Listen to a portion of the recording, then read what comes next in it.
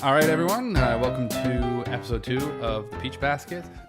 I'm one of your hosts, Joel, and with me is Steve, and also Geoff. and also Geoff. Today we're going to talk about a few different things, including the Butler trade situation. The trade hasn't happened, but anyway, there's a situation. We'll talk about it. We're going to talk about a few other things, but yeah, we're just going to there's been a few things in the news, not much. Again, it's just been a week since our last episode, and the season still has not started, but it's coming up. It's coming up. So this week, we're actually going to keep things a little more organized. We're going to start using our timer so we don't go on about certain subjects. Oh, and let's not forget to say hi to our 4th podcast member, Computer.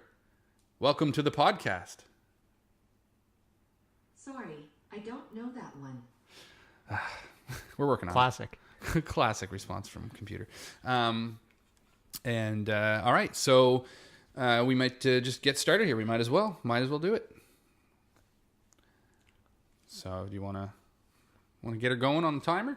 Alrighty. So this first segment should be 5 minutes.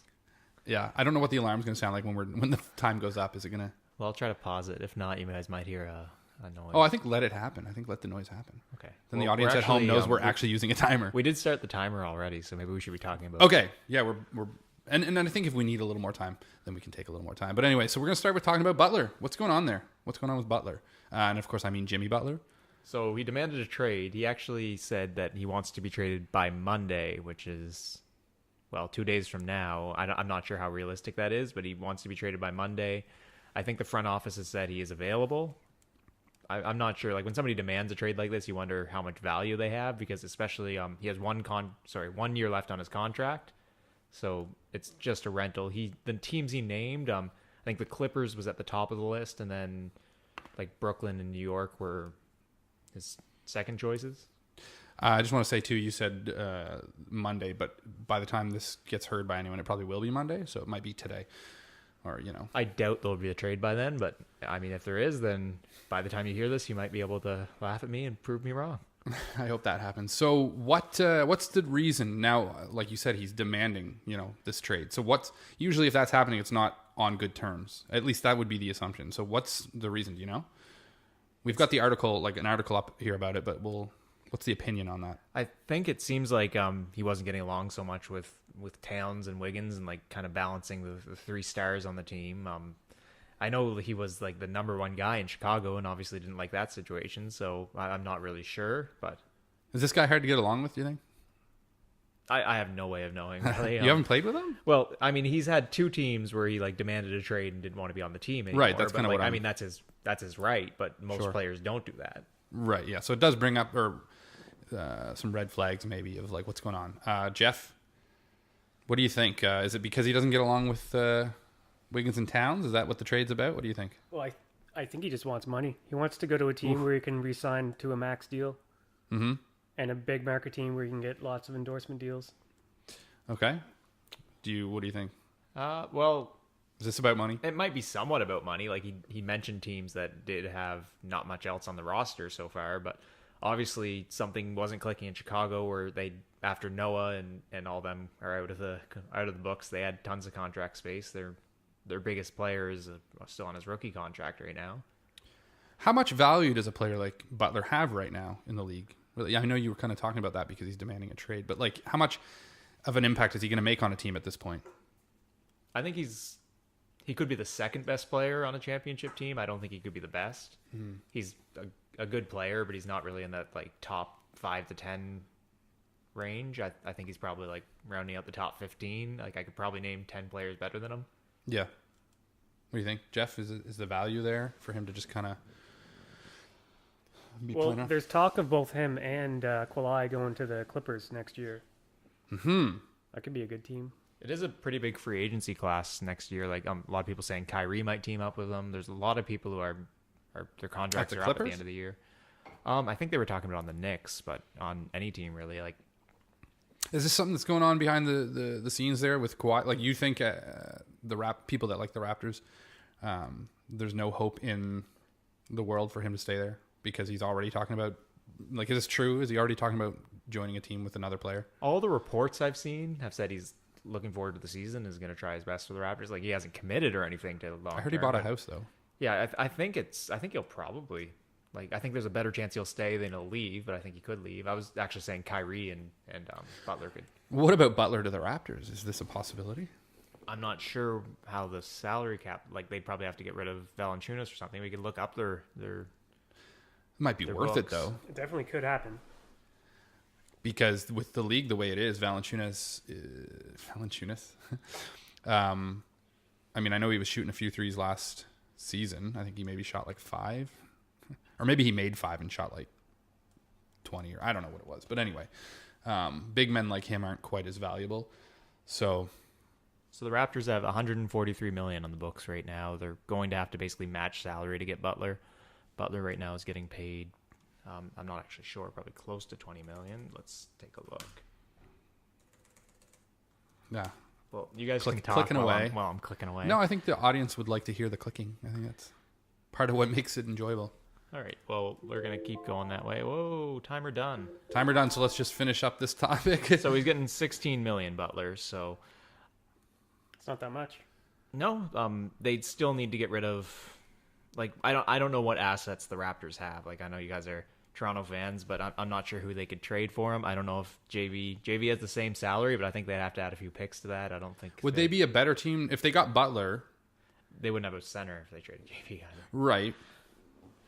But they can, I'm sure. Do they have a backup? Do they not have like a backup center that they could swing into that position? And I don't like Monroe and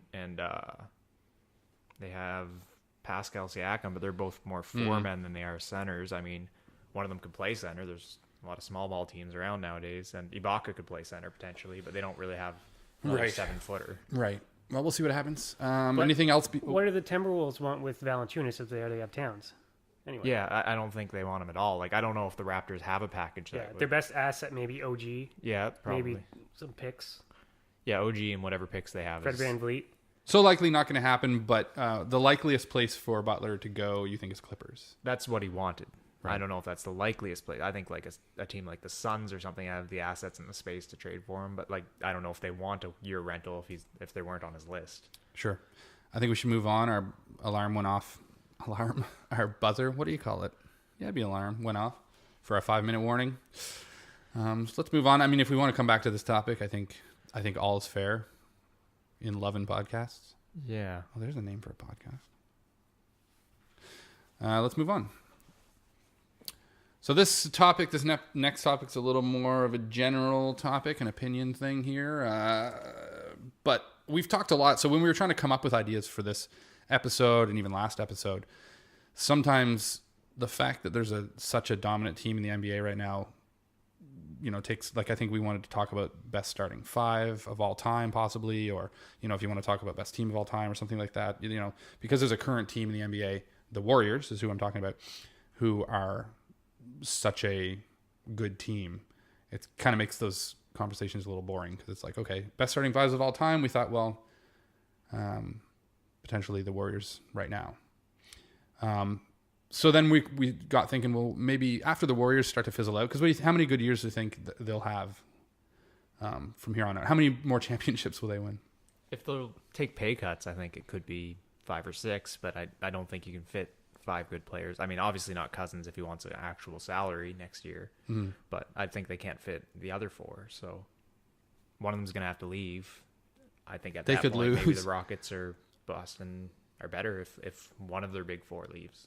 Well, Klay Thompson's probably not going to resign unless he takes a huge pay cut or whatever, right? Yeah. So maybe not a whole lot, but at least this year. But so the question was, what's the next dynasty after the Warriors? Who's the up and coming team right now that could potentially win a few in a row and make a run of it? I think Boston's who you have to choose. I maybe have some bias, but other than Horford, nobody's that old. They're really good now, and there's no reason if Kyrie stays, can't be good for another 3 or 4 years. And even if Kyrie does leave, or if he gets older in a few years, I think Tatum is one of the most promising young players in the league. Brown looks pretty good. Even Terry Rozier, he had an amazing playoffs last year. I I think Boston for sure. Like I don't know who. Like maybe the Suns could get good. I don't know, but I think Boston's your best bet for. Do you think the next Rockets, really their big chances team. over when they lost? You think last year was kind of their run at it and just didn't work out? They're not as young as Boston. Like I think they're a better team. So I Steven, don't even know if they're a better team right now. They're you probably say about Boston. You say Boston. Jeff, do you agree with that? Well, for the next 5 or so years, the Warriors will still be the best team in the league because they can replace Klay Thompson pretty easily. But I think the question is after that, Jeff. Well, I mean, obviously players are going to change teams a lot, so it's hard to tell who's going to be on what team. Oh, sorry about that, folks. But say we had the same team, all the same teams right now, and 5 years from now, probably the 76ers yeah. might be the best. So just make, I mean, obviously nobody's going to come knocking at your door if you're wrong about this, but just make a prediction. 76ers? They're going to be the next team to win a few championships? I think That's the Embiid question. could be a top 5 player. I think Simmons can't with his shooting. He can be a good player. He is a good player now. Okay. I'm not sure who they have after those two. So that's what you're going with? Yep. I don't feel the commitment from you. I think you're... Well, it's hard to tell. Like 5 Well, no. years from now, no one knows. Right, but I that's the think point right of the now, question, yeah, Jeff. It's the hypothetical. 76ers, I think. Okay. They're the best young team, in my opinion, right now. With Joel. Oh, sorry, Joel. Cool. Good answer. Nice sipping. Well, you got to stay hydrated. Podcasts are tiring. Yeah, I don't know who anybody would want to trade for Butler. Sorry. Going back to that. Oh, now. come on. We ran out of time on that one. Yeah. No, that's cool. So what do you mean? Well, I just mean for a year of a good player, but like no guarantee he's Yeah, going to well, stay. he's going to be a year rental unless they trade him to one of those 3 teams. Yeah, but those 3 teams don't have assets. Like Lou Williams is all the Clippers have picks, obviously, but I think Boston has their pick next year.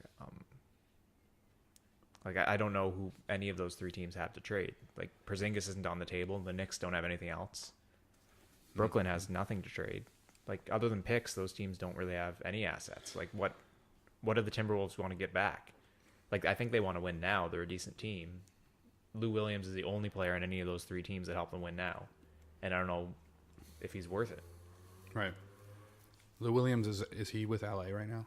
He's with the Clippers, yeah. So I mean, he was their best player last year, but off the bench. Yeah, he's always been that guy. He must be, like 31 now or something? Yeah, he's not young. Yeah. He's probably 30. He might be 31. I wonder, because we had another topic, but I'm bringing this up just quickly about underrated players. Is Lou Williams, is he underrated, or has he been?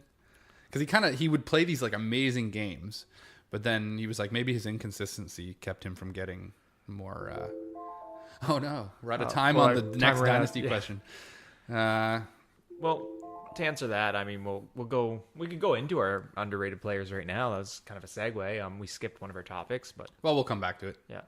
So as far as Lou Williams, I mean, that's a fair opinion. I think 6 Man of the Year is like, it's not the most prestigious award, but it's showing that somebody's appreciating, like they're saying he's the best player on every bench. So Right. I think that's not underrated. Is that a position? Oh, sorry. Well, I was just gonna say, is that a position like, or an award you win, and you're like, would that make a person feel like, oh, I'm always off the bench, like always a bridesmaid, never a bride? I don't know. Would that be a hard award to win? Like really appreciate basketball. Like I heard years ago that like Manu Ginobili, like home in Argentina, like they didn't really understand why he was off the bench. There's like, oh, he's one of the 5 best players on the team. What's going on? But like, I think you need, like, especially if you have like a Duncan or like Parker, or like people who can score. You need people who can score when the second lineup's in. So Yeah, that, absolutely. like being the 6th man on the team doesn't mean you're not the second best player on the team, or even in Lou's case, the best player on the team, because the 5 that were starting, they can score together. But Lou had to create something by himself on the Clippers. Yeah, so in some ways, like you're saying, he may be the best player on the team, but he's off the bench so that he can keep their scoring happening while their starting 5 is And sitting. him specifically, he's a great scorer, but that's all he does, really. Yeah. So, okay, we got to move on from that specifically, because we're talking about most underrated players of all time, and I don't think it's probably Lou Williams, but I was just kind of saying, is he kind of in that category? So, most underrated players of all time. Jeff, you want to start this one out? What do you think? Well, you know who I'd say? Do I? Elgin Baylor. Oh, right. Yeah, you said that earlier. Well, what if that was going to be my answer? Well, too late. No, darn it. Tell me about this. So, Did he ever win a championship? Well, his rookie year he went to he got drafted by the Lakers first overall, I think. Pretty sure it's first overall because they were a really bad team the year before, and then they went to the finals his first year, and they lost. But still, that's pretty good. Late in his career, he won at least one with the Lakers. But he was never the same after an injury, like a few years in. Right. But at his best, he was, I don't know. Good. Yeah, he was good. He was comparable to Wilt Chamberlain. Those were the two best players at the time. Yeah. So, all-time underrated, though. Why do you think it's just his name doesn't come up in conversation? Yeah, no one talks about him. He's one of the best of all time, but no one talks to him. Like everyone will say Wilt Chamberlain or Bill Russell, even Oscar Robertson. But are these his stats there, Stephen? No, this is the person I was going to say stats. Oh, Sorry. he's prepping for his I own. could bring up Elgin Baylor. No, it's fine. I think we don't have a whole lot of time left, even though we can obviously go over the time, but we're going to try to stick to the time as much as possible. So, Stephen, who do you think? Because I'm going with George Gervin. I think the 70s in general is the most overrated time in basketball. I'm not old enough to I've seen tape, but I haven't really watched full games from the 70s. But you hear about basketball players from the 60s, the 70s. Other than Kareem, you don't really hear about anyone. Right. Yeah. True. And then the 80s and 90s, you do, of course, because the 80s, Bird and Johnson popularized basketball for the world, and then Michael Jordan. But in the 70s, there's a lot of good players who don't get the respect they deserve. And I think George Gervin is probably one of the best scorers ever. Mm-hmm. And you don't hear his name really amongst even top 50. Show me. So you've got his stats. Well, yeah, what was the main team that he was San Antonio. Okay. But he played in the ABA when San Antonio was in the ABA, and then after the merger, he was in the NBA. So for people who don't know, what was the ABA? That's American Basketball Association. And that was I wasn't alive back there, but it wasn't pre-NBA. It was at the same time. There was two different leagues, and they merged in 74, 75 or something. Most famously, the player who came from the ABA who was the best is Julius Erving, of course. And he's another guy who actually did get the rep in the 70s. But Gervin was another guy who came over from the ABA and was an excellent player and just could score. He was really the first guy who had range. Well, I don't know about the first guy who had range. He didn't have that much range, but he sort of was like a Durant. We're looking at his stats right now. Really, his 3-point percentage is pretty low, 27, but by today's standards. But he was. Well, he didn't shoot that many. Yeah. I think So George, what is it? George Gervin? Yes. Well, it is a name you never hear at all, and I think that's a good example of an underrated player. But I also think that, as you were saying, there's only a couple. Because how long has the NBA been around, or ABA, basically professional basketball? How long have we been, kind of tracking, the best and great players? And I know the game's changed Late a lot. 40s, was it, Jeff? 48, 49? Was Those are maybe 5 minutes. Shut that off for a second. We'll talk about this a few more. But yeah, Gervin. The most recent time everybody heard about him was when Klay Thompson had that amazing quarter where he got 36 or whatever it was points, and it broke Gervin's record, which was 33, I think. Okay. But that was pre 3-point line that he got the 33. Yeah, people talk about that a lot too. How these players would have been amazing 3-point shooters because they always shot from really deep, but there was no 3-point line. So the ABA did have one, so he had one, and then he didn't have one, then he had one again. So. Oh, confusing. Okay, that's your answer. My answer. Tune in next week to find out. No, I was gonna actually say Elgin Baylor, but I just watched a video recently on kind of most underrated players of all time, and he was one of the ones that, you could put him in the same category as people like Wilt Chamberlain, but you never hear his name brought up ever. How big? What was his height? I just feel like he's, by today's standard, not a power forward or a small forward. He's kind of too short for a power forward and too slow for a small. Well, let's see if I guess computer 6'6". knows. Computer, how tall was Elgin Baylor? Steven's looking it up too, but I want. Elgin Baylor is 6 feet 5 inches 6'5". Wow, yeah. Yeah, so he's like a. It's the height of a point guard now. Yeah, that's the only thing I wonder. Obviously he's amazing for his time. Yeah, but well, look at his rebounding averages. Yeah, Well, yeah, it's 13.5 for his career, and it Yeah, trickled one off year at he the had end. 19.8. Yeah, Yeah, I mean, which it is was a crazy faster for paced 6. game back but then. could he do that now? Yes. I mean, obviously, I'm he gonna can't say do that yes. now, I mean, no one could but- do it now. But could he like be that dominant a rebounder? Like, I know the perspective is different, and like he'd probably actually get half, but I don't think he could even get half of 19. I don't know. We'll have to ask him. Can we call him? What about I think some of the best rebounders are not always like the biggest guys on the court either. Rebounding's more about like Dennis timing Rodman. and- yeah, Dennis Rodman. But Kevin Love. I think Rodman's sort of an exception to the rule. And Love's fairly big. Yeah.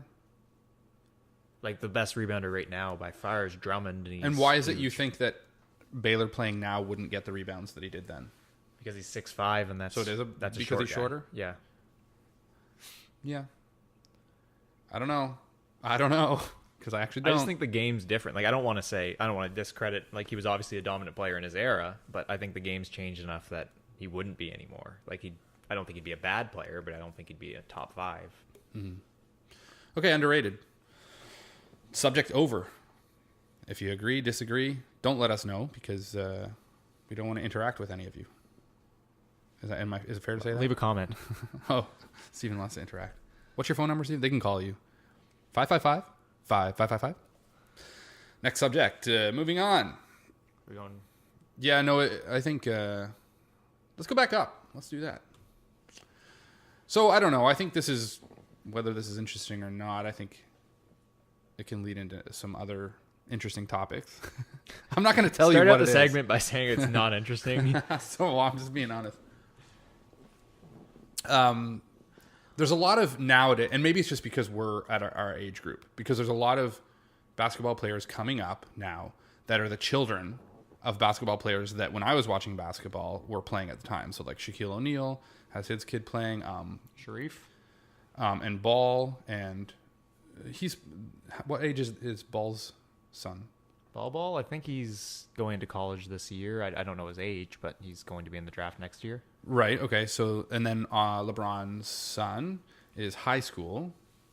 14, 15 maybe, yeah. So still quite young. But one of the things that's interesting about this is people say, are these children of these amazing players going to be as good? Are they? Obviously, they kind of have the genetics. So the question we're looking at is LeBron Jr. Will he be better than LeBron? Is he going to outshine his dad? I think the easiest answer is no. Like, maybe he can, but that would make him the best player in the league. LeBron's... Some people put Jordan above him. I'd say most people put Jordan above him. I'm not certain of that, but either way, he's like top two. Yeah. So chances aren't good. Geoff? No, I don't think he's going to be as good as LeBron. All right, subject over. No, I'm just kidding. I think the interesting thing about this. So some people were saying because LeBron had this kind of like raw ability, raw talent, athleticism, but he didn't have the effort and time put into his training that LeBron Jr. has. That he's basically from super, super young, basketball has literally been life for him, and that in some ways, like he's already, at least LeBron says this, a better shooter than LeBron ever was. So, LeBron is it wasn't possible? a shooter? No, LeBron no. was a bad shooter in high But school. imagine you take LeBron's skill set and then you add to that maybe being a better shooter. And I mean, I guess I'm saying maybe it is possible. But then the question and kind of what we got talking about is that always a good thing to have this like excessive training? Well, what I brought up to you when we were talking is, Were we talking? yeah, a lot of people who learn to shoot young, if you learn to shoot when you're 10 or something, you don't have the upper body strength to actually make a three-pointer. Right. You have to adjust your shot and sort of use both hands to actually get it to the net, whereas an adult, you don't want to do that. You want like to keep your hands straight and use the other hand as a guide hand. And a lot of people who learn young actually have to kind of redo their shooting form when they're older, or will always have a weird-looking shooting form, which isn't always a bad thing. Like Curry's shooting form doesn't look as pure as Klay Thompson's, but he's arguably a better shooter. Mm-hmm.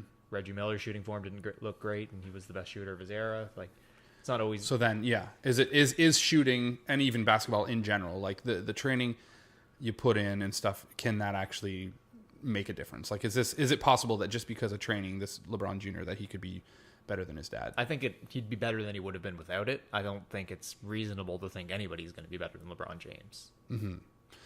So, in his case, do you think at least he'll be a player that when he gets to the NBA, people are going to talk about it?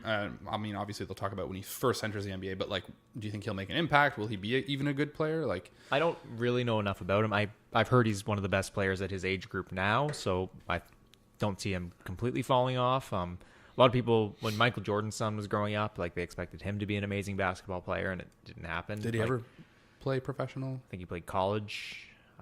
Wasn't there another sport he played? Michael Jordan's Like son? his I dad? don't think so. That's something you find out, though, is interesting. Well, totally off topic, but like Danny Ainge, I remember hearing an interview that he was like one of the best, one of the most athletic people.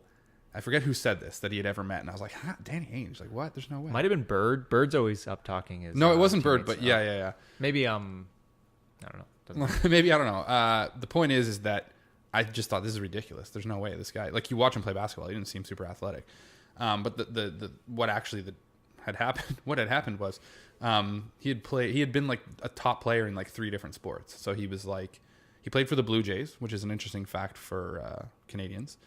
And he actually hit I think he like hit a the Blue home Jays run. like first home run or something. yeah, some crazy, crazy like that. stat like that. And he also was a really good football player. And The of best course- GM in NBA history. yeah. So he does it all. He sells you a car. But where was I going with that? Why did I bring that up? Do you remember? I'm going to make you responsible for my thought pattern. So you Oh, no. were talking about NBA players' kids. I'll stop the timer. We're just about done this. Yeah. I think you're maybe saying Athleticism, maybe. Oh, natural kind of versus trained athleticism. And can you train that into a person if someone's not naturally capable, or is it just something you're born with? Well, I mean, this isn't basketball. We were talking earlier about Tiger Woods. Tiger Woods, yeah. And like he obviously was trained from a young age. The heck's that noise? It's Jesse. Oh, that's the way you said that. Okay, one of our friends just showed up, and he's gonna show up, but he's not gonna be part of the podcast. This is gonna Right. So scary noise. this I know we're done the topic, but one thing to tack on is like who's the best NBA player's son? Okay, And yeah, I think it's obviously Curry. yeah, he's better than his dad. Yeah. So, but Del Curry, like he was a good player. That makes it He easier, wasn't though. a great player. Right. And Michael Thompson, he was probably around the same level of. That's player another thing, as actually. Del Curry and Yeah. Klay Thompson's a better player. Like, Well, what I was going to say is another thing too is that there are obviously more players in the NBA now. come in. I hear a knock at the door. Sorry, Jesse's ruining the podcast. I think Oh, is the door must be locked? I'll keep talking. You go do that, and I'll keep chatting it up. But that there's more players. I'll talk to you about this, Geoff. But there's more players in the NBA now who had parents that were also in the NBA. Do you think I'm right about that? Sure, makes sense. I So guess. therefore, we have a lot of these kids coming up playing in the NBA. Hey, Jesse. And we can kind of compare them to their parents and say, like, well,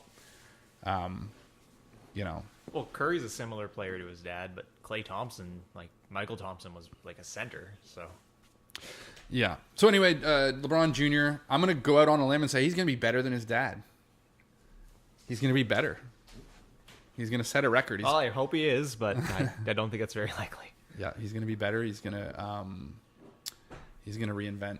If he ends up wheel. as tall as his dad, with the athleticism he has, I think he'll be a great player. I don't think he'll be LeBron James. I think you're wrong. I think he will be. Actually, he is LeBron. He's just LeBron Jr. Oh yeah, his name is literally LeBron James. You're right, but Yeah. Get into the snacks there, Jesse. picks up on the mic a lot too. Yeah, unfortunately, these mics aren't the most indirect. Yeah. Yeah, you should bust those open, though. I want to eat some of those. I think that was Steven. Yeah. Yeah, we try to convince Geoff to get closer to his mic constantly, and he just doesn't want to. He just hates being close to his mic. I was going to get you to help us with our audio stuff, too, eventually, but this is super interesting to people listening, I'm sure. It's only our second episode, so Yeah, we're still the figuring next stuff out. topic. So there was a few NBA rule changes, Thanks. and We're getting an Jesse's applause ruining for the first. podcast, and Well, that's just a live audience. Oh, we have a live studio audience of one. Of one. Yeah. It is So- funny how applause of one person is a completely different thing than like a whole audience. Well, it kind of sounds like Sarcastic. yeah. It like always sounds sarcastic no matter what. unless it's one of those ones where like one person starts clapping slowly. Yeah, but then you would expect others to join in with the clapping. Right. So if you literally just hear this, you're like, what is that guy doing? So Next NBA. subject. So I think, LeBron Jr., greatest player of all time. Already better than his dad. Okay. When's your commercial break? What do you want to sell? He's opening a little bag of mini pepperonis. So free advertising. We're eating what brand are they? The mini Peps. Basically shriveled up hot dogs, yeah. Jeff's given up. You know you can't use the bathroom when we're on the air. And you can't swear either. I put child friendly. We're losing all. No, honestly, like I did put child friendly. Nah, I'll bleep it. I'll look into it. Let's move on to the next subject. So there's a few new rules. There was a couple of rules changing, like grading flagrant fouls. They weren't that specific, and there was one like changing charges. Like we'll learn more about that in preseason, I'm sure. But the biggest rule change was after an offensive rebound, you now have 14 seconds on the shot clock instead of 24. Yeah, because before it was a full shot clock reset. I think they'd done this before overseas and in FIBA. I think the idea behind it is that you can't. Timer, bro. Well, I think this is a very important topic, but It is or isn't? is.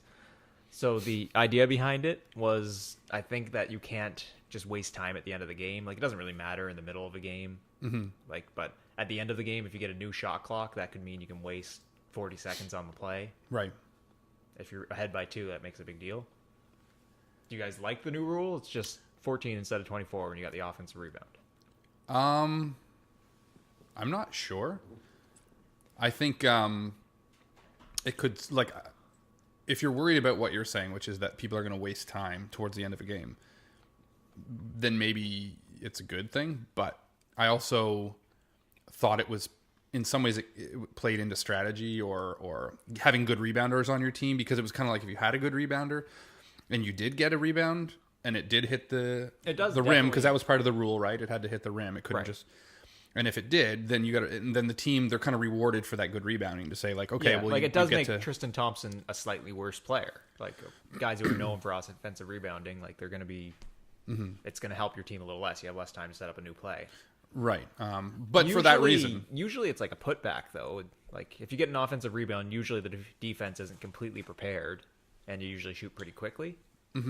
Unless you are wasting time at the end of the clock. So that's why it's... but with the 24 seconds, it gives you the opportunity, if you don't shoot quickly, swing it back out to your point guard and set up a new play.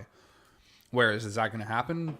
I don't know that you have the time most now. offensive rebounds, like, I mean, obviously it can happen, but I think most offensive rebounds you want to shoot quickly, unless it's a late game situation. 14 seconds is still quite a long time, though. Who the heck is that? So you think it's still enough time to take a shot, miss the shot, reset? I mean, it is, obviously, because this happens all the time where a team has like 3 seconds on the shot clock at the end of a game and they're still able to set up a play. But what do you think? Yeah, it's plenty of time. For the layman, what is the change? So 10 seconds, sorry, whenever you get a rebound that hits the rim, an offensive rebound, it resets your shot clock to 24 seconds. Now it doesn't anymore. It's just going to reset to 14 seconds. The rules changed already. Yeah, it's going to change this coming season. And they just announced that, so... I think I'm usually like reluctant for any rule change because like I'm kind of like why change the rules? It seem to work now. Like, Does this happen as changes much in everything. other sports? Like we talked about Tiger Woods. Like, is it possible that like all of a sudden they'd say you can't use golf clubs anymore? No, I'm kidding. But like, it's interesting that you have a sport that's been established for this I think amount of hockey, time. like Geoff knows a lot more about hockey than me, but I think hockey has more rule changes than basketball. Yeah, there's often little things they talk about, like they might change. Like I watch so the little line. hockey that like I watch it and I'm like, wait, you can't do that, and then like it turns out the rule changed. Are there purists? Are there basketball purists out there who are going to get so ticked off? They're going to be like, "That's not basketball." I think I'm a bit of a basketball purist, and I prefer not to change rules in general. But like the shot clock and like was a rule change, and people Yeah. probably didn't like that at the time. But I think it's like made the sport way better. Like a big reason I like basketball is that it's and fast-paced explain that and, change. So there used to not be a shot clock. Somebody could just sit on the ball for 40 minutes if they were a point ahead. So then there's like, hey, you have to shoot in 24 seconds. And I think that's what makes basketball for me more exciting than other sports where you kind of like clear the ball and like just kind of waste time.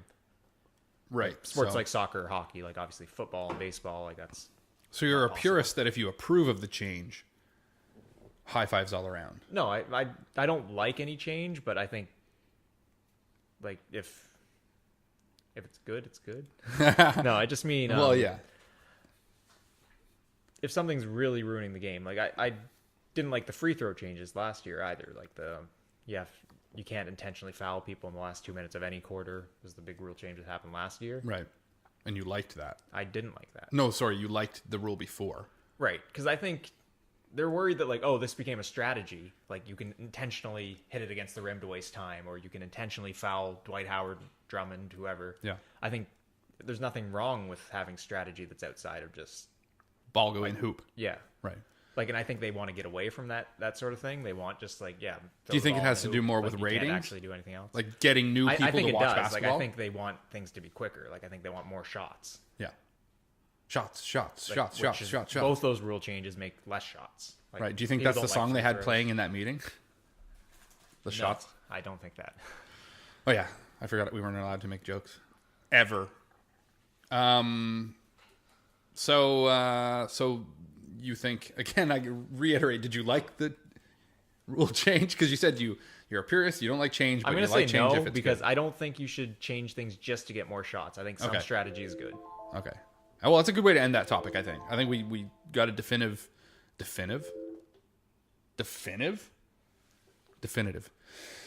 Moving on.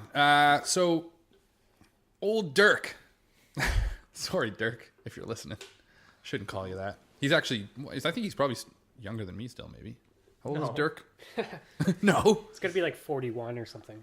40. Oh. I'd say, 40, maybe 39. So, Dirk Nowitzki, still in the NBA. And not the oldest, because I think Carter Carter, is still playing. 41, yeah. Yeah, 41. Oh, wait, I saw Ginobili there, and I thought he retired. That's just other people that might get searched on Google that wasn't current basketball players. But, I mean, that's news. Well, kind of. Ginobili retired, and he didn't... We talked about that last week. Did we? Shoot! That's old.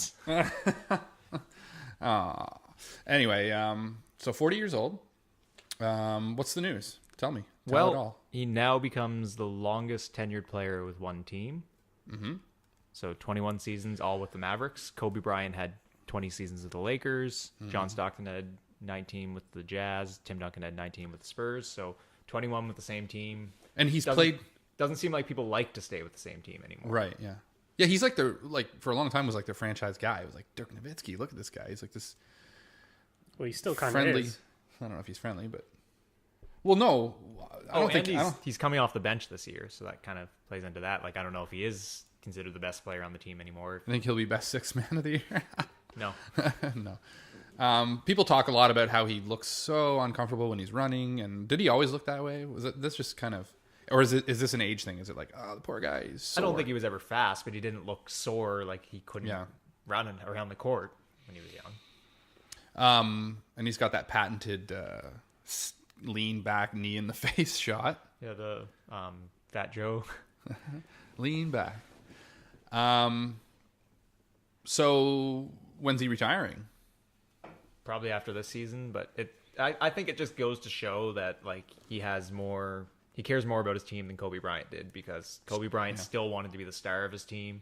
Dirk seems perfectly willing to come off the bench and just be a role player in his final year, whereas Kobe wanted to like kind of bring the team down with him and make them a bad team by giving a guy who's not that efficient anymore tons of shots. But I think can you compare Kobe Bryant to Dirk? Kobe's a better player. Like Dirk's a great player, but Kobe was better. Right. So I mean, did maybe Kobe deserve that final season of just? I don't think he deserves any more than Dirk. They both gave everything they could to a team for 20 years. But I mean, he's Kobe Bryant, man. Yeah, I get that the fans like to see Kobe play badly and score 60. Well, there but you go. Maybe it's just again another one of those things where it was more about the fans. I think it hurt Brandon Ingram's career. Ingham. Ingram. Oh yeah. Well, there's a few young players that were on the Lakers that basically just had to like pass the ball to Kobe and smile about it. Is that kind of what you mean? Like Yeah, being I on a just team think, with like, Kobe the last season, it's kind of like you're not going to really Your first win. couple of years, you want to like develop your young players. Like if you're not realistically gonna win as a team, then you want to like help the young players grow. And Kobe didn't want to do that. He wanted to take every possession for himself. I think he's the most selfish basketball player of all. Well, second to Michael Jordan, the most selfish basketball Not a player of huge all Kobe time. fan. You're not a huge Kobe fan. I think he's a great player. Yeah. Do you think overrated? We didn't have that on the list. We were going to do underrated and overrated players of all time. I think he's overrated just because some people seem to think he's top 2 or top 5 player of all time. I think he's a great player. He's definitely in the top 15. He's not better than LeBron. He's not better than Hakeem. He's not better than Shaq. He's not better than Tim Duncan. Who's Really? the Not only better one than that's Tim Duncan? sort of his contemporary. I think he's the second best player of his era behind Tim Duncan. And the only thing Well, what era? Whoa. Because Shaq is better and LeBron's better. Yeah, Unless you don't count them in the same era. I don't really count them in the same. Like they were the LeBron. I mean, they both coincided, but Shaq was kind of before Kobe, and LeBron was kind of after. But yeah, they are both better. Yeah. I don't agree. I don't agree Well, with anything why you not? say. Because Kobe, man. But what does that mean? He's not an efficient player compared to these other guys. Like he's the only guy anybody says is in the top 10 who has like a less than 45% shooting average.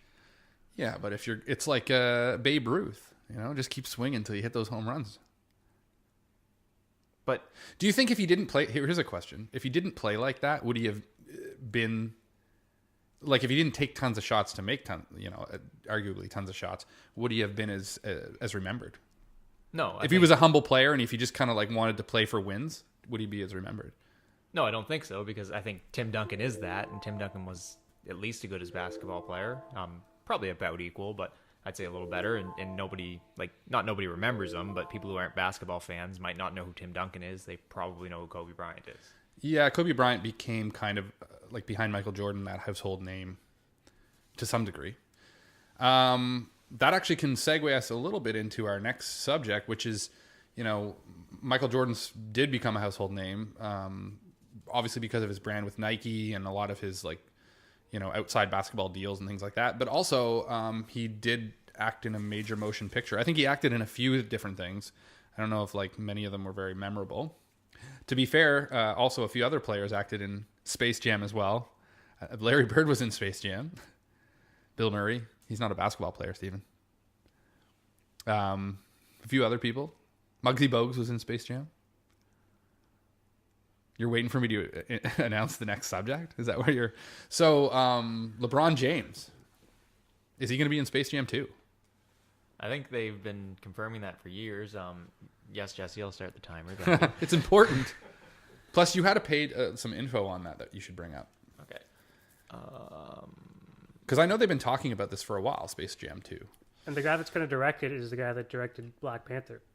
Okay, so that's buzzworthy. Because that movie did really well. He also directed Creed and whatever Fruitvale Station is. No, it says there, producer. Oh, produced. Get it right, by guys. Oh, this. shit. Maybe I was wrong. Jeez, you're fake news You and languaged again. I guess we're going to have to set this not for children. Oh, children can hear the S-H-I-T word, I think, can't they? I don't know. So the Space Jam collaboration is so much more than just me and Looney Tunes getting together. So he's just going to read this news article right now. Well, I just thought that was a funny quote. It's so much more than just me and Looney Tunes getting together and doing this movie. He does realize the Looney Tunes aren't real creatures he can interact with, right? So they're making this movie. When is this supposed to come out? I'm not sure because I've been hearing that LeBron James is making a Space Jam sequel for 10 years. They're going to be filming it in this next offseason. I know that. You know that. Are you on the crew? Yeah. Nobody heard that. Presumably come out the next year. So did that Kyrie Irving movie ever come out? Like, Oh, I think that it was did, getting yeah. buzz. I And, heard like, it someone didn't saw look that. very good. What was that called? It Uncle was like Drew? Uncle... Yeah. How did that make it? I'm just going to quickly look up on...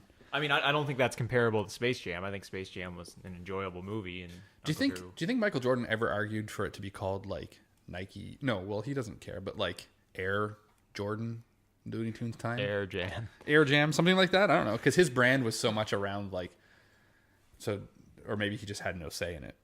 Did he produce Space Jam also, or was he just acting in it? I'm asking you all I these don't questions. know the answers to these questions. Look him up. What was I looking up? Oh yeah, Uncle Drew. Uncle Drew. This is the Look Up podcast. Hey. So its rating on IMDb is 5.7, which isn't exactly good. That's better than I'd expect. Oh, is Like it? I was expecting it to be like 20%, like not good. Like, did you ever watch Thunderstruck? I didn't. I want to, and I want to watch Uncle Drew as well. Well, I'm sure Thunderstruck's rating was pretty low. It was like Kevin. Hogan movie? No, it's Kevin Durant. The person who's not on Mike. It's Kevin Durant's movie. It was basically like a copy of Be Like Mike. It was about shoes. Yeah, Like finding somebody basketball like shoes that were found Kevin Durant's basketball shoes and became good at basketball. It was like a kid, but it was like before Kevin Durant was that popular a player too. Like he was still like one of the top like young players, but like he wasn't one of the best players in the league yet. But he randomly see made it. a movie. So you're saying But I do want to see it. Hulk Hogan wasn't in it? I don't think Hulk Hogan was in it. Person who's off mic still. Should have been. Hulk Hogan. Well, there's a few. Does anyone remember a Suburban? Was it called Suburban Commando with Hulk Hogan? Do you remember that? Oh man. But You anyway, laughing, Geoff? That's good. I think it's great. I really like Space Jam. I think LeBron's the perfect player to do a sequel. He kind of, his acting is a lot like, actually reminds me a lot of what Michael Jordan's acting was like too, actually. In his like Sprite commercial, he kind of has that like really dry, they're feeding him lines and he can kind of read them, but he doesn't really show any emotion. And that's what Michael Jordan was like. It was just kind of like, oh wow, Bugs Bunny, what are you doing? Yeah, like I don't think he's the best actor ever, but I wasn't bothered. It's kind of by Michael endearing. Jordan's That's what I'm acting, saying. and- I actually kind of like it in a weird way because it shows that they're still an athlete first. I think sometimes if an athlete's like such a good actor, you're almost like, you forget and you. No, we're all happy with the sequel. Like a lot of people are just like, nobody should make a remake of like a classic movie like that, and LeBron James isn't Michael Jordan. Like I think we're all not like that. We all think it'd be great. Yeah, I don't agree. I don't think that it has to be. It's almost like, to me, I don't know, compared to like James he is Bond. the best basketball player of his like. Since Right, Michael it's a Jordan. franchise that's more about the idea of, I don't know Like the plot. sports teaming up with cartoon characters. Sure, Kind of cool. Yeah, well, that's why I didn't really want to say that because I was like, is that what the plot is? I mean, it will be. I guess he's going to team up with cartoon characters. I don't know if it's going to have to do with aliens because the The originals Monstars might be back. Like I think they agreed to like They some should kind be of truce at the end of that movie. Hopefully everybody's seen it. Yeah, see, that's the thing. Like, they might come up with this weird new villain that's like. if they do the same sort of format, whose powers, who basketball powers, which other players that's a good should question. be in it? That's a good question. I So think Westbrook for sure. yeah, 'Cause, well, like, well, first to get context across, in the first Space Jam movie, well, if anyone hasn't seen it, they probably have. But these aliens stole the basketball powers from 5 NBA players at the time. right. I won't necessarily go into who they were. They but weren't necessarily the best. they were players. supposed to One be of them was comically tall. One of them was tall, comically short. Yeah, it was kind of more for the selling point. So keep that in mind when you pick your players. Then, so Westbrook, you said. Westbrook, just because like he kind of already looks like a monster. was just gonna say that, Like yeah. he has like Ninja Turtle face. really strong body, but like kind of bulgy. Well, yeah, he's quite toned. So Westbrook, who else is going to make your Monstars team? Who are you going to steal powers from? And you can jump in here anytime, Geoff. I think he's asleep I think I'd love to see Isaiah Thomas. Like I don't think he's one of the best players anymore. because but I of think, the Muggsy Bogues comparison. not really. Like he's the shortest player in the NBA, He's got maybe, great, but he's not close to as short as Muggsy. But like I just think he seems like a good character, and also I kind of feel bad for how things have gone for him the last few years. I'd like to see him in a movie. I think he'd be fun to watch. You all right, Jesse?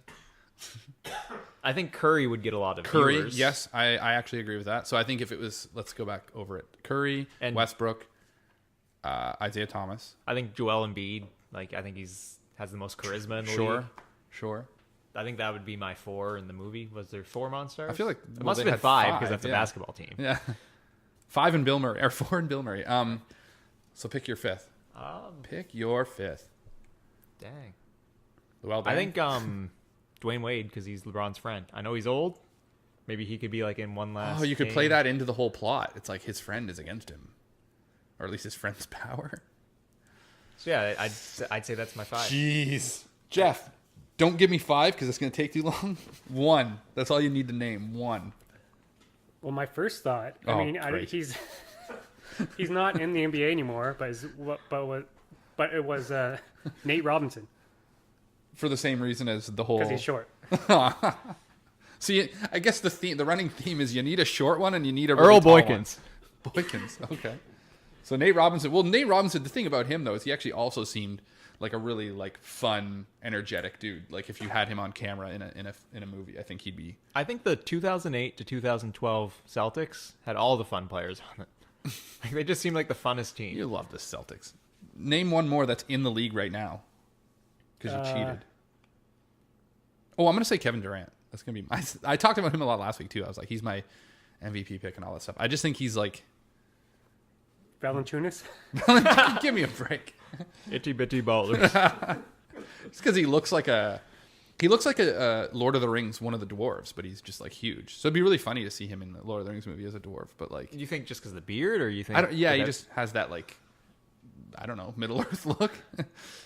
Okay, so sorry, who did you say? Oh, JV. Valanciunas. Oh my goodness. Okay, fair enough. Yeah, he could do it because his voice too. He'd be like, Joel, "Hello, before we're done the everyone." topic, Yeah. what's your pick? I said Durant. My bad. You're not a very nice fella. Let's move on. So LeBron James Space Jam, everyone go see it. It's not out yet. I don't know if I'm going to promote a movie that hasn't. Whoa. What's this? Is this from Space Jam? Are you playing a soundbite? Are we gonna like get the audio removed because you're playing like copyrighted something? No, it's just a laugh track. It's a laugh track. So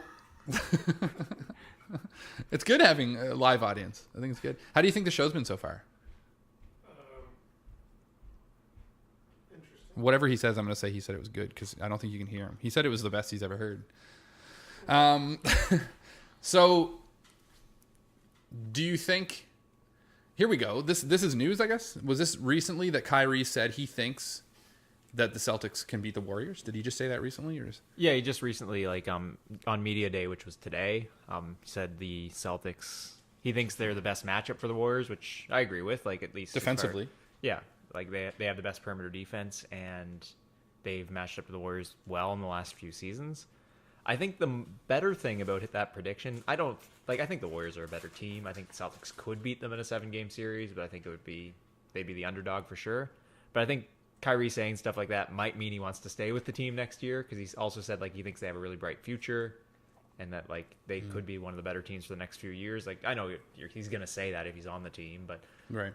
I'm hoping he wants to stay with Boston after the year and not go to New York or wherever else. How long has he got? He has a year. He has this season, and Well, I mean, yeah, sure, on the contract, but like how long as a player in the NBA do you think he'll remain a competitive top player? I think for a player like him who relies so much on his dribble moves and his change of directions and his speed, like probably until he's about 34, 35. I think he could be in the league until close to 40, but I think he could be a productive starter until 34, 35. So you think he could be like that key piece to the Celtics that within the next the whatever? next 5 to 6 years, yeah, I think he could be not like I'm hoping Tatum becomes even better, but I think I like he can be a Kyrie good better player. than Curry actually as a point guard. What do you think about that? I like Boston. I completely disagree. Oh yeah? I think Curry's the best shooter of all time, and his dribble moves maybe aren't quite as good as Kyrie, but it's at least an argument. Like he's probably the second his- best handles in the league. What's his assists per game average? I'd say about Curry. 6, but I don't think Kyrie's is much higher. But I could look them both up. Do it, would you? That's jeez. Jeff, what do you think? What year?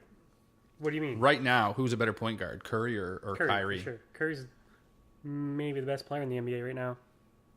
Yeah, right. I completely disagree If with best that. is I worst. don't think he's the best player on his team, and I don't think it's close. But he averages You 6 think assists. Curry's better than Durant? LeBron? Maybe. Really? What you smoking, boy? Peps. Mini Peps.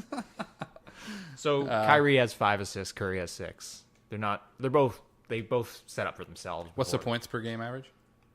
24 for Kyrie last year. I think it was 26 for Curry, but you got to remember Curry's on a team with a better scorer and also Okay, you know why though? You know why I'm making that? Well, I think Kyrie's better, but the chewing of the mouth guard, that's got to stop. They should. That's a rule they need to change. If you're at the foul line, keep your mouth guard in your mouth. just because it grosses you out because like is that a reason for a rule change? Well, Like, hey, I don't like hey, it. but- Hey, no, let's remember this too, because it's out of his mouth so often. He used it as a weapon. Well, he's thrown it a couple times. He's now. thrown it, and he's hit people in the stands with his mouth guard. But that's already like he was fined for those. Like that's already against the rules. Throwing it at people. Well, but I think what I'm saying is I think it happened because he takes it out of his mouth too much. You know, in his mind, he's going, "What do I have to throw? Oh yeah, this thing comes out of my mouth once in a while." I don't like his attitude. Like I think Kyrie, I like him better. Yeah. But I think Curry's Uncle Drew. a better player for sure. How many basketball players even use mouth guards? I think they all do, don't they? All of them? I think so. Google it. Oh well, I know there's no way that this will have the answer to this, but computer, how many basketball players use mouth guards? This might answer your question. Oh, gosh. There are 566 NBA basketball players who are active, including LeBron James, Dwayne Wade, Jimmy Butler, and Stephen What an Curry. answer. Did that answer your question? Not even close, computer. Oh, I thought she was going to have some snappy comeback. Nope. What are we finding out here? Oh, mouth guards. Are they compulsory? So this is from 2010. It says that most players don't use What them. is that photo? Oh no, our timer's done. I want to talk about this a little longer. Most players don't use them, it says? That was an article from 2010. I'd say it's about 50-50. I think Curry's weird mouth guard antics have probably popularized them. Is this secretly like advertising for a mouth guard company? Is that what he's doing? Maybe he's getting millions of dollars. No, I think it's probably just annoying to have like a bunch of like saliva building up in your mouth. Well, I've seen guys take their mouth guards out before, but he chews on it constantly. Anyway. Remember Caron Butler used to chew on straws on the bench. And, you know. There was a segment he did one time where he like they gave him straws in a blind test where he could like tell what fast food place they were from by chewing on them. Can you... That's fun. Can you... Because I remember at a time, I don't know if anyone else remembers this, when Hubba Bubba bubblegum was like the gum of the NBA. Do they still call themselves that? Does anyone know? I know the baseball. Thought it was baseball Juicy has- Fruit. Maybe it's Juicy Fruit. Yeah, I think Juicy Fruit. Baseball one of them- definitely gets gum but I see- sponsors. you know I didn't what? know the basketball did. This is completely, you know, but I am always scared to chew bubblegum or chew gum anyway and play basketball. I think I'm going to choke on it. Like I feel like when I'm running or something and I just go like, and then Oh I'm yeah, like, I'd definitely swallow it. well, But I'm maybe I'm bad at not swallowing gum. sure, but I'm just saying like, isn't it also Oh, like sorry, I breathed in. Sorry, Tezonde. on the count of three, let's all breathe in together. Anyway, moving on to the next topic. We're almost done here. We got to finish this up pretty soon because we've been, what are we at? 57 minutes. We don't really want to go much over an hour. I mean, who is anyone still watching? If you're still watching, give yourself a pat on the back. Not too hard now. Oh, there it is. Thanks for the audio, Jesse. So, D Wade, he did a video. He said like it was a tough decision for him, but he's coming back for one final season with the Heat. Yeah, because I think we talked about that last episode is will Dwayne Wade play another season? So yes, he has said yes. Right. And he made a cute little video, which we started watching. He said in the video though, like we were talking last week about like how his play style and also Derrick Rose's play style like shortens your career. He Yeah. actually kind of addressed that in the video and said that like he doesn't regret that. He thinks that's why he became a great player is because he kind of put his body, put his body out there and risked. Oh, start the timer. Jeez. Sorry about that. There's a timer. There's no, yeah, exactly. All right. But So yeah. What? Oh, we just said at the same time. Oh, that's okay. Oh, This- that's clever. The shot clock. So if we want to extend it, should it be 14 seconds or 24? Well, would you have to Oh, that fell flat. Hit your head off the TV. You're picturing horrible things. So he's coming. He's also. Well, I think even maybe he was last year, but he's playing off the bench as well, right? When he was on the Heat last year, he wasn't. I think he was on the Cavaliers. I assume he probably wants to start, but he did specifically say he didn't want like a Kobe Bryant farewell tour. He wants just to kind of do what they need him to do, and like maybe mentor Josh Richardson or Tyler Johnson, or whoever the players on his team that are similar positions to him are. Good enough. So I don't know if I have anything more to add about old D Wade. I'm happy to see him back for a season because like Yeah. he's kind of like one of the guys from kind of the old days. Do you get sad when people retire? Do you get that feeling of like, oh, I'm getting old? Ever? Yeah. Because Thanks. actually, what I was mentioning earlier is this, because Bosch is basically done, and D-Wade is the last year. Yeah. And because this draft, 2003 or whatever it was, 2004, 2004, yeah. was maybe the best of all time. And I remember that draft being there. Not there, but I remember when it happened. And now they're all, like, retiring. Okay, so wipe away your tears and tell me a little My bit bad. more It is about 2003. 2004 was Dwight Howard. Oh gosh, so you got okay. So in There was 2003, the you're saying 2004 Pistons that won the finals with rookie Milicic. so without getting like all too deep and everything, you think that, well, emotionally you're connected to Dwayne Wade.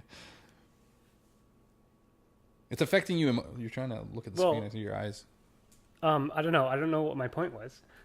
My point was, it's weird as I get older. That's how I notice I get older is when my sports players that I remember being drafted are retiring. Yeah. What did you think? Were you one of those kids that was like a huge fan of D Wade? Like, do you remember his early years and kind of? I wasn't really a huge fan of him. I mean, I was a Raptors fan, so I was a Chris Bosh fan. I think Right, yeah. 2006. That's been sad though, the Bosch situation too. The 06 for different NBA reasons. Finals, I think, was one of the best finals performances by an individual player ever. Mm-hmm. Like, he completely had an amazing series, dismantled a better team, and won a championship. Mm-hmm. Do you think he's? Do you think he's in the conversation for, maybe like top 10 shooting guards of all time? I think so, but I think it's a weak position. Obviously, the best player of all time is in that position. And then there's Kobe. I think he might be third. Dwayne Wade third? Yeah. My God. What do you I think most of the best players are centers, point guards, and small forwards. Yeah. Do you think they have the most impact on? Is that why? I think point guards control the game. Centers controlled the game in the olden days, basically, and were just when their size was so dominant, were the best player on the team generally. And I sometimes think shooting small guards forwards nowadays, with people like Durant, Paul George, LeBron, they have the height and the speed, so they just kind of overpower and just out athlete everybody else. I think shooting guards are kind of just the guys who can shoot, and that's it. But they switched positions too a bit too, because wasn't Wade a point guard, drafted as a point guard, and for his first few years he was a point guard? I didn't know that. The draft says position shooting guard, but I'm sure he's probably played point guard. I thought he was a point guard at first. He usually controlled the ball. But yeah, 1 and 2 was interchangeable, 2 and 3 is interchangeable. Yeah, I know Brad Stevens says there's not really positions anymore in basketball. That's partially because his team doesn't really have traditional positions, but and Giannis Antetokounmpo is a great example. What position is he? Who really knows? I guess maybe you'd put him small forward because of his physical stature, but he kind of plays point guard for the team. He sometimes defends a 4 or 5. Is that a good so? Do you Positions think don't really exist? Do you think that's a good thing? Do you think in some ways it'd be kind of cool when you watch basketball back in the day when the positions were very, very specific to what the person was doing? It almost feels like it was more of a chess game because it's kind of this player, you got to put him up against this player because they're both good at that position, or put this, you know what I mean? Where it's moving pieces around to. I just think the timer just went off, but But the also- reason that Boston has such a good perimeter defense is because all 5 of their guys can switch. Mm-hmm. There's sirens. I don't know if they pick up, but yeah, all 5 of their players can Al Horford can switch on to a ball handler and still defend them. Right. I think not having positions on your team, obviously it takes personnel. Beneficial, but is it beneficial from a viewer standpoint, from someone watching? Would it be? Is it maybe more fun to watch classic basketball when it's the center battles against the center, the point guard battles against the other point guard? I think no. I think watching players like Kevin Durant and Giannis Antetokounmpo are they're the best players and most exciting players in the league because they're such a mismatch to everybody. Mm-hmm.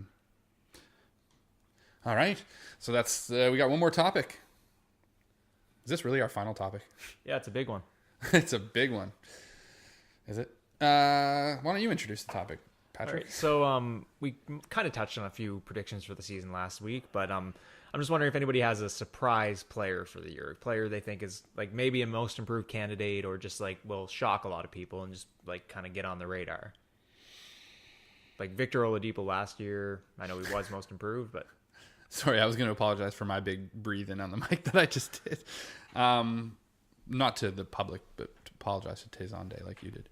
That's okay. you can say the player you want to surprise you or the player you think will. Well, that's a good question. Can I think about it? Well, Geoff answers. I'll throw a name out there. Chris Dunn. It's got to be an actual basketball player. Kristen. Oh, that's what I heard. Yeah, I don't know who else the Bulls have, so. Well, he's going to be their starting point guard. He was a disappointing then. rookie. Well, wasn't Yeah. he like dealing with injuries, like, or something? And Yeah, I he feel like never he was. really- I feel But like then he was- had a decent last year or something. I don't know. I heard he was supposed to be good this year. Doesn't matter. You just It like is the a guy. safe pick. You just like the guy. I think. I don't disagree. Like I don't know who else on the Bulls can be a good player. Is Zach LaVine still with them?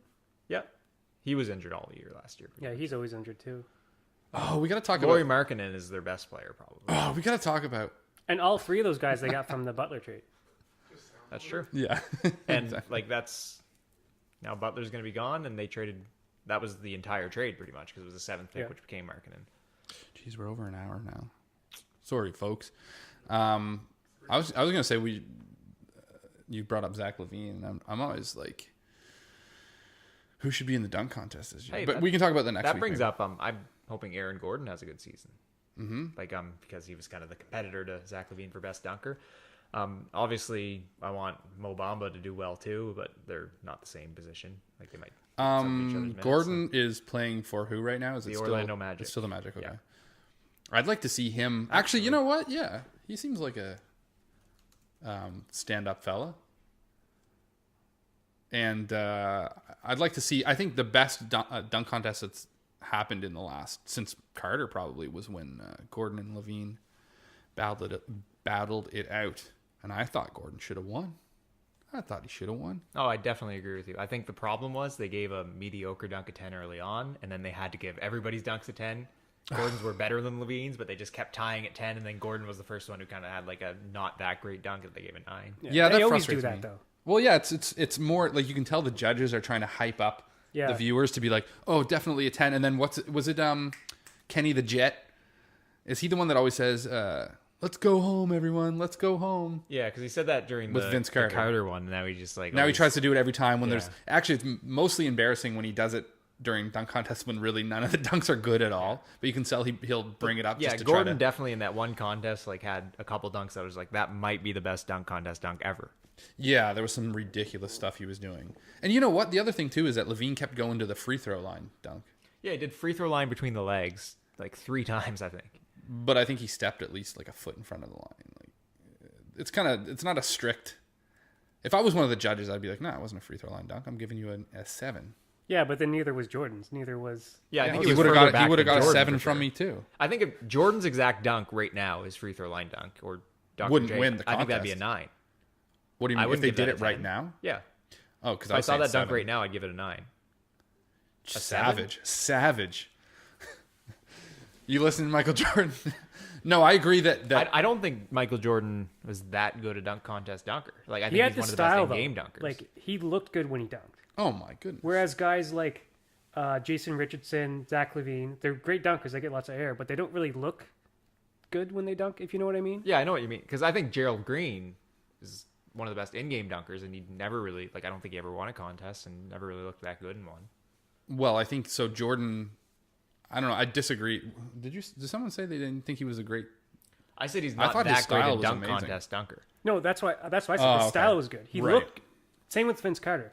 Their dunks. But that's looked gotta really you good. gotta weigh that. They should almost change the judging format and have like 3 categories, and there should be like maybe style, Like athletic. athleticism, and like technicality or something. Because I think that might actually make it more interesting.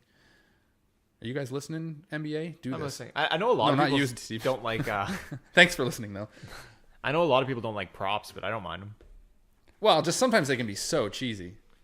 But like people always bring up the Blake Griffin bringing out like the car? product placement car and jumping over. I didn't mind Jesse it. says that's terrible, but he didn't dunk over the like. I was when you bring a car out, I expect to dunk over the car. He literally jumped. Right, that's over. a bad example, but like when Dwight Howard put on the Superman costume, like that, was awesome cool. to me. I liked that. Yeah, yeah. But do you remember? We got to finish this up. But do you remember who was it?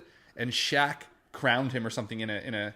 Ben McLemore. What happened there? Did he put a crown on him or something? It was really weird. Yeah, he like had a king's cape and a crown, and Shaq had to put it on him. Then like he went and did a dunk, but like I think It was a really not bad. that great a It dunk. wasn't a great dunk, and it's like if you're gonna come out with that's the thing. If you're gonna wear a cape or a crown, like if Dwight Howard And have like one of the most impressive player, like the guy who used to break backboards, literally crown you, Yeah.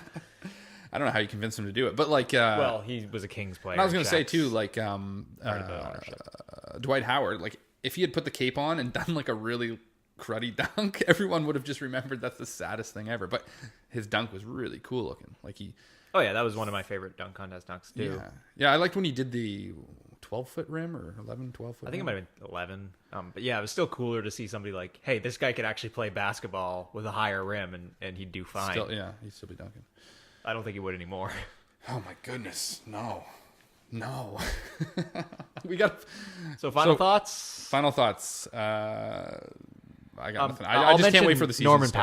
Powell. Yeah. I'm hoping he has a good season. He kind of fell back a step. Like I agree too. Actually, you know what? I agree with you too much. I gotta stop agreeing with you. I disagree. I hope he fails. Well, the No. thing about Powell is he was a second round pick.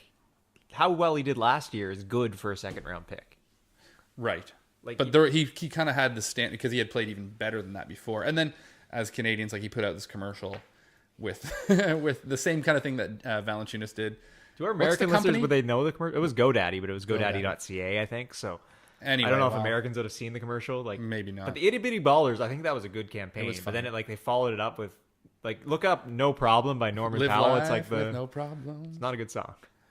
No, and the poor guy, like, so he did this big commercial. It was kind of before the season really took off, and then he just had a pretty slow season and Yeah, he And took a step a back. little for sure. bit like to sing a song called "Living Life with No Problems," and then you, as a basketball player, have a kind of cruddy season. It's kind of a problem that you might want to address as a Like basketball I think player. they're a good defensive team now with Leonard and OG, and I don't know where he fits in. Like he's probably off the bench still, but I'm Yeah. hoping he's like the leader off the bench and like yeah, 6-man candidate. Yeah, I'd like to see him. I mean, no, I disagree completely. So we got to finish this up. Season's going to start soon. We'll keep talking about nothing until that happens. Well, hopefully we'll see something happen with Butler. Like I said, I don't think he'll be traded by Monday, but we'll talk about that next week. I don't know who they'll trade for him. Lou and some picks. Stay tuned, folks. All right. Now Thanks we're for gonna watching. play some NBA. I with said Jeff. that again. Thanks for watching. Thanks for listening. No, don't. You're not allowed to clap, Steven. Oh yeah, I'm too close to the mic. I just broke all our ears. Well, and also the studio audience is clapping. Oh wait, no, the shot. Oh, yes. So it's going to be Steven this week. So we finish every episode with we have a tiny basketball that we shoot into a tiny little hoop. We shoot from behind the table. What did we say the distance was? 21 feet? I feel like it was longer than that. 20 some feet he's shooting from. The basketball, the one thing we noticed last week too is that the ball is about the size of the net, which in real basketball, the ball is twice the... Oh, he shot. And he missed. It was close. Anyway, we're going to keep trying. Once we get someone that makes a shot, it's going to be a big prize awarded. So thanks for listening and tune in next week. Have a great week. Goodbye.